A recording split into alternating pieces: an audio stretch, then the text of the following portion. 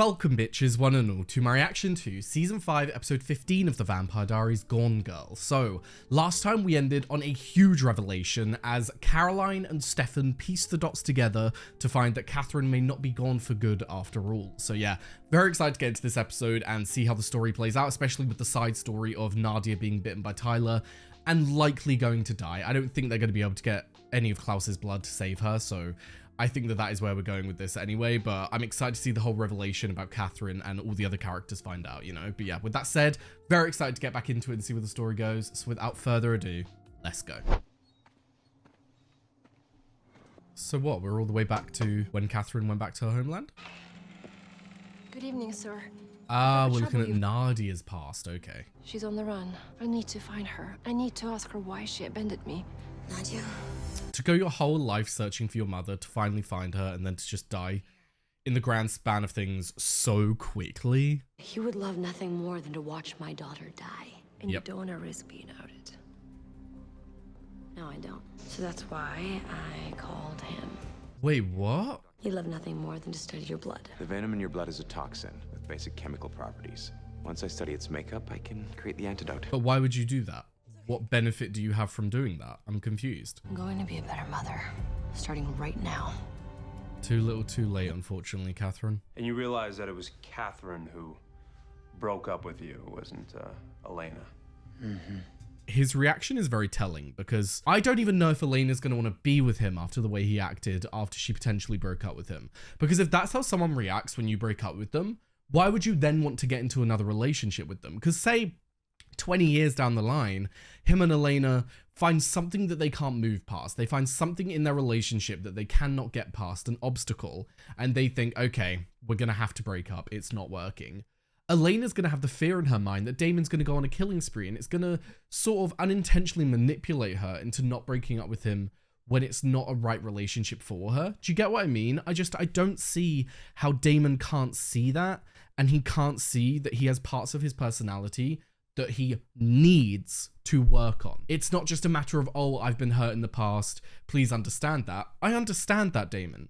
Doesn't mean you don't need to change. How did none of us figure it out? Because it's Catherine, and she's smart, and conniving, and sneaky, and we're the worst friends ever. You're not the worst friends ever. It's literally like Catherine is another level of deceitful. You know what I mean? So how do we kill the bitch? Well, passengers can be expelled from the host. Saw it happen with Matt. Exactly. Gregor died and Matt lived. I still have the knife that Nadia gave me. Oh, sick. Okay, boom. Catherine is not going to leave Nadia's side unless not leaving compromises her identity. Which means? Maybe say that Jeremy's in trouble or something. I don't think Bonnie would want a big party for her birthday. Of course she does. I'm making arrangements for Aaron Whitmore's funeral. Cheeky bitch. Of course. No, that's really nice of you. She's too smart for you. It was supposed to be a surprise, but, well, surprise. You read my mind, and so you. Bonnie, careful, that tone. Oh, shit. It's your phone. Elena is calling. Interesting. Now that the dust has settled, I was hoping that we can talk about what happened at the farmhouse. Can I see you? Why does she want Damon? Is it because that's Wes's part of the deal? He wants Damon? Damon knows that he tried to kill me less than 24 hours ago. That would risk putting his precious Elena back in that kind of danger again. Oh, you cheeky cow. She voluntarily wants to come over? Unless she was testing me. She knows. Yep. That sucks, because if it was a text, they might have been able to talk about it and then reply, but because it was a conversation, he had to say something. I mean, it's bad enough that we didn't recognize Catherine, and we also just blew our only advantage. Nothing a little locator spell can't fix. Oh. Why do we not think about locator spells more often? That's my question. You know that big red button that just nukes your entire relationship once and for all?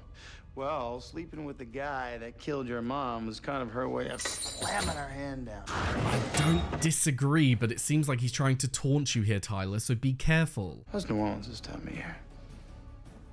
You really think Elena's gonna forgive you? Tyler, are you stupid? Why have you entered the room, left the door open, and are now approaching him? Like, have you got such a little tiny brain that you don't see he's trying to manipulate you so he can get out? Or even just bite you for blood? You don't know anything about me. I know how to get you in this cell. I don't get angry in this show a lot, but that pissed me off. How are you so dumb, Tyler? Why would you come in here? Why do you think? Damon knew exactly how to piss me off. He may know how to piss you off, bro, but you didn't have to enter the room. You're Elena's brother. That makes you blood, so hand it over. Actually, he's her cousin. It's a long story. Oh my god, I forgot about that. I do not trust this man. I don't know why you do, Catherine. I know you're desperate, but is Damon gonna show up? I feel like Damon's here. Hello? Damon, don't kill Wes, because Wes might be the only one who's gonna be able to create a cure for whatever you've got, you know? See, I have this long road ahead of me to win my ex-girlfriend back, but I don't have a chance in hell if I'm lusting over her blood. What has he got there? Is it werewolf venom? Look at me. You did this to me. I simply held up the mirror. Oh, Damon! My turn to play doctor. Oh my god, the difference here is though he can't heal. Oh my god! Oh my fucking god! Oh, I don't feel happy. I don't feel good. I feel very uncomfortable. Who's gone to see Nadia? No, please, no. Is he actually dead? Did Damon like fully destroy him? He's not at the church anymore. Okay, it was Stefan. That's made a home. much better option. Why do you have Nadia's phone? She doesn't have much time left, Catherine. I don't know what you're talking about. Bitch, come on now. Prove it. Put her on the phone. Catherine? Run! Still looking out for her, Jesus. Compared to Catherine, Nadia is such a good person. I'm comparing a fucking serial killer to Catherine, you'd probably find that they're a lot better of a person. But do you get what I mean? Like, not even just compared to her mum, she genuinely just seems like a good person, and she would be such a good character to keep around. Especially like with Matt, and if they got into a relationship, so it's just so fucking sad. No, it's Matt. I'm not. Edgar, I'm sorry I betrayed you. I did it for my mother. I did everything for her. I know you did. I'm so sorry, Nadia. I don't want to die. I hate stuff like I this. don't want to die. Bonnie's gonna have to feel her die as well. Yikes. She is. I'm here to see my daughter. Klaus's blood would have saved you if I had asked for it. You would have outed yourself. He would have hunted you. He wouldn't have given it to you. Nadia, I'm right here. She's a liar and a murderer. She manipulates. She'll do anything to survive. No, I'm right here. Just fucking sad. It's like Nadia deserved a lot better than to have Catherine as her mother. That's how I feel. This is not what your life should have been. Searching for a mother who ended up being me. Let me show you what your life should have been. For your perfect day. Don't. You'd been playing outside. You told me about the fort that you'd built. So I asked if I could visit. You said when the sun came up in the morning. And I said, Fucking hell. good night, Nadia. Sleep well. Your mother loves you. Oh, that's taking me back.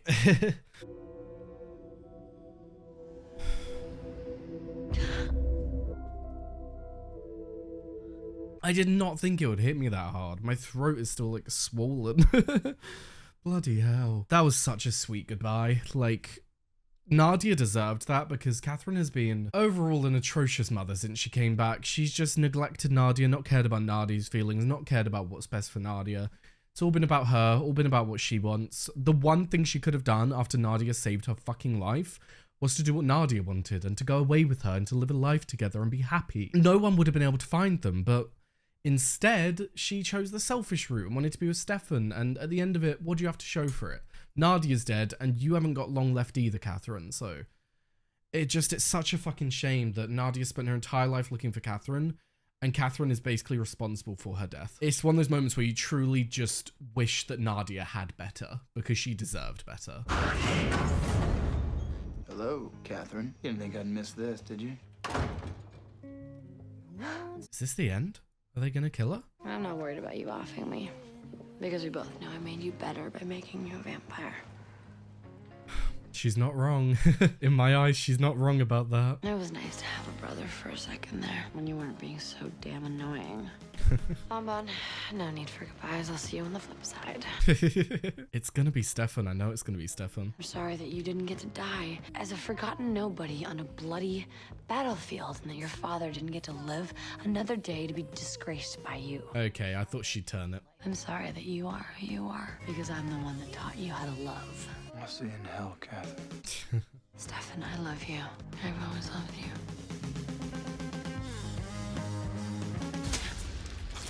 I was waiting for it.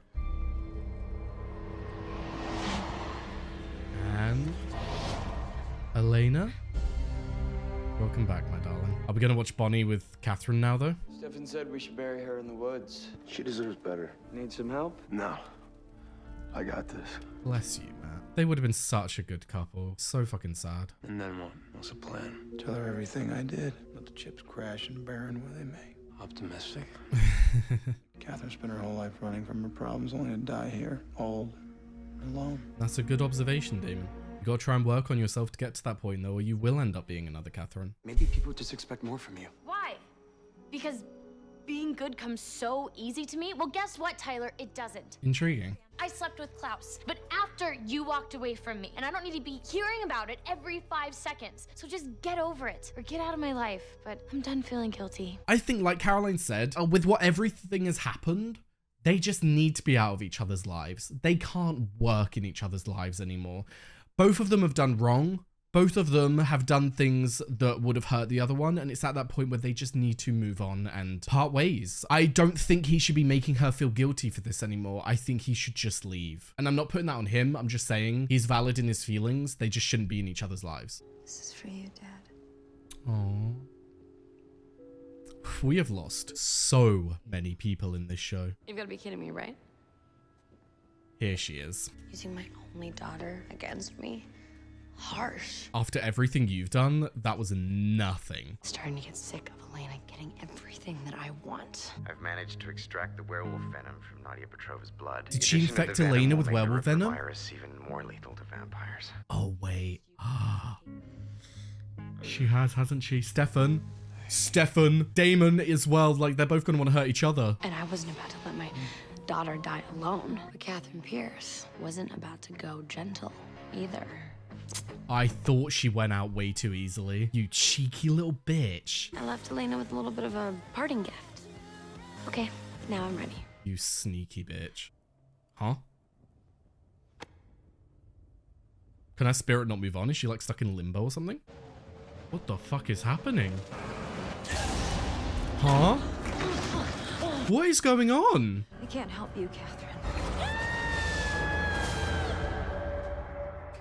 What the fuck just happened? Huh? What the fuck was that? So yes, there we have season 5, episode 15, The Vampire Diaries, and Jesus fucking Christ, what an ending. So I don't know what's happened to Catherine. It seems like some other spiritual or supernatural entity has taken her soul somewhere, but I don't know what's going on with that. Like, why was her soul specifically... Bonnie said that it's never happened before, which is strange considering the amount of supernatural creatures that go through her on a daily basis. So what is different about Catherine? Obviously, we know that Catherine is a horrendous person, but why would her spirit be taken? Did she do something to someone in the past and like a witch or something and they cursed her spirit? Like, why has her spirit specifically been treated differently? I also find it very curious that Bonnie said that I do not control it, because that implies that someone else controls it or something else controls it.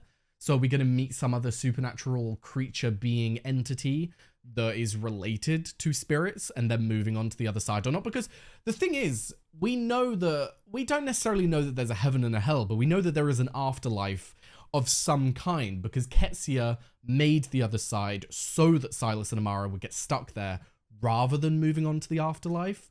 So surely, given that Bonnie is the anchor to the other side and she's the thing that allows people to pass through, surely there is a Bonnie equivalent for the general afterlife that helps spirits pass on. So is that what stole Catherine's spirit and has taken her away? I'm very intrigued to find out about that, because that seems like a really cool storyline. So yeah, getting into the rest of the story, obviously Elena has been injected with the Ripper virus, which yikes. I don't know what they're going to do about this, because obviously Stefan and Elena both now have been injected, but Wes is dead. The one who made it is dead. They have his lab notes, but a lab note's going to be enough to reverse it. And even if they have enough to reverse it, who's going to reverse it? Like, he's a geneticist. We don't know anyone else with that kind of knowledge. So what can we do? I think it's definitely going to be a supernatural element. I think that we're going to get maybe the witch that Bonnie has been talking to. Maybe she's going to be able to do a spell that's going to reverse it. But I don't see a biological way of getting out of this now that Wes is dead. So it's going to it's going to have to be some kind of supernatural, or they're going to have to learn to deal with it. But I don't think that's a likely route, because given that it took Stefan decades to get into a good place with his Ripper side, the fact that they've been, I feel like their Ripper sides are probably worse than Stefan's, because theirs are like an insatiable hunger that, do you know what I mean? Like, I know that Stefan is a Ripper, and obviously he has an insatiable hunger and all that, but I feel like with them, because they've been genetically altered to want vampire blood and all that, I feel like it must be worse than Stefan's. But anyway, at the end of the day, even if it's the exact same, like I said, took him decades, and then we don't have that kind of time in the show. So I think they're going to have to find some kind of cure. But yes, I believe that covers all the main points I wanted to talk about. So let's move on to Patreon questions. Now, we do have a few questions from the last episode that I wasn't able to answer, so I'm going to cover them first. Then we'll get into this episode. So first up, we have, do you agree with Matt about Catherine's treatment of her daughter Nadia? I can't specifically remember what Matt said, but watching this episode, I think it's plain to see that Catherine does not treat Nadia well. She treats her like absolute shit, considering she's her daughter who's been searching for her for centuries. Like, Nadia turned into a vampire so she could have longer to find her mother. And Catherine searched all of Romania for Nadia. Yeah, I get that. But like, she could not find her and then kind of gave up on her and never tried to find her again. Like, Nadia had been looking for Catherine for so long. She had been right behind her everywhere she went. So only if Catherine turned around and did the same for Nadia, maybe she would have been able to find out what happened, and maybe she would have been able to find Nadia herself. It just feels like she didn't put in the same effort, and even when she actually got Nadia, she still put in no effort. It was all about her wanting Stefan, and they could have ran away and had a nice life. So I think it's safe to say that Catherine was a terrible mother to her daughter. Now, moving on, next up, what is holding Damon back from feeding on Enzo, Stefan, and Leda? Obviously, I would say it's his love for them. It's his love for them. It's the same with the way the usual vampires resist feeding on people. It's like the love for them is so strong that you just have to fight that urge and keep it away from yourself. Obviously, it's different because he's dealing with his Ripper side, but I can't even begin to understand what it feels like to have that like insatiable hunger for someone. But it seems as though his love is strong enough from keeping him from hurting them.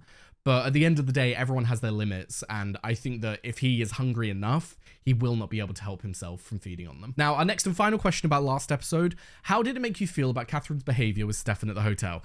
It was so weird. Like, watching her try and seduce him and seeing it from Stefan's eyes was probably my favorite part, because you're seeing him so confused. He's like, why is Elena being this way? Okay, maybe it's because her and Damon broke up, but like, she's being so flirtatious and is so trying to get with me. So it was just funny to see Catherine try her absolute hardest to seduce him. And even then she didn't get what she wanted, you know? I will fully never understand how she thought that she could play Elena for centuries more, not even like acting as if she is herself. Like, does she hate herself that much that she didn't even want to be herself? Like, for all we knew about Catherine, she loved herself. So how she thought that she could live a life pretending to be Elena is absolutely beyond me. Right, our first question from this episode. There are a couple here, I will say, that I feel like I've covered in the episode. So if I don't answer that question, don't think I've missed it. I just feel like I've covered it enough, you know? But getting into it, right, first up, what do you think about the things Catherine was saying to Damon and his reaction to her this time? And how is this related to my previous question? The previous question was in reference to Damon's reaction when he found out that Catherine was playing Elena. So in regards to what do I think about the things that Catherine was saying to him, it's funny. Like, I didn't expect Catherine, when she started saying like, I'm sorry, I was like, this is weird. This doesn't feel like Catherine. Catherine wouldn't usually behave like this. She'd usually act as though she has done absolutely nothing wrong and is thinking that Damon is the issue. But then she flipped it and said she's sorry for making him like all of these ways through loving him. She's sorry for making him into this full-rounded person by showing him love. And it's just an intriguing part, because we know that Damon was not happy before he met Catherine. We know that she was this shining light in his life, and that's why he spent over a century trying to get her back.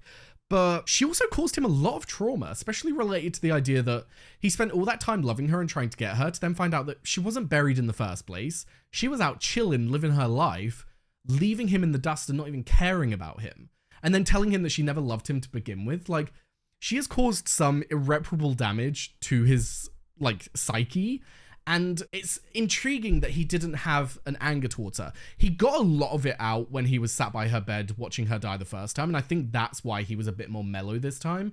But I think he was just so focused on what he had done that's going to hurt Elena that he didn't really care about what Catherine had got to say. Like he had had his piece. He'd accepted that she was going to die. They were ready for her to die. And he was like, just shut up, Catherine, and give me Elena back. You know what I mean? He was kind of very, I think he was so focused on all the stuff that he's going to have to tell Elena that it kind of took the emotion out of it. And he just felt a bit numb and was like, okay, Catherine, fuck off. You know what I mean? That's how I read his emotions in that scene. Now, moving on, next up, when Damon said, I don't want to be another Catherine Pierce, she spent her whole life running away from her problems only to die here all alone. What do you think this line says about him and the maturity of his character? I think that that was a key moment that we needed from Damon, and I'm excited to see where he goes from here. I'm still cautious. I still don't know if he's going to change in the ways that he needs to, but I'm open to seeing it, and I'm hoping that this is the first step, because he is right. Running from your problems is never good. Running away, yes, you can have a break so you can think about it, but fully running from them and not dealing with them is not okay, because then you're just completely erasing the things that you've done wrong, and you need to accept what you've done wrong to then move forward, you know? So I'm glad that he noticed this, and I'm glad that he noticed that running away will not solve this issue this time, and so I'm hoping that this is a step into the right direction for him. Now, moving on, next up, when Catherine was giving everyone a speech about how she made their lives better, what are your thoughts on that, and do you agree with her? I agreed with some things. I didn't agree with the way she spoke to Tyler, because what has she really done to make Tyler's life better? I did agree with what she said to Caroline, because not gonna lie, I really did not like Caroline as a human. She was so insufferable. But when she became a vampire, that's when she started to become my favorite character. Like, I loved watching her become a vampire and those first steps and who she was in those early days. And even now, she's still a much better person than she was when she was a human. So I do agree with that, but in terms of a lot of the other characters, Elena, she has caused so much pain to Elena's life. She's caused so much pain to Stefan. Yes, there was a bit of love there at the beginning, but she has still caused a lot of pain and a lot of suffering for him. So I just don't agree with a lot of it. The only one that I fully agree with was Caroline, to be completely real with you, because I did not like Caroline when she was a human. Now, moving on, our next and final question. How does it make you feel seeing Catherine and Matt's reaction when Nadia died? Catherine's reaction surprisingly hurt the most.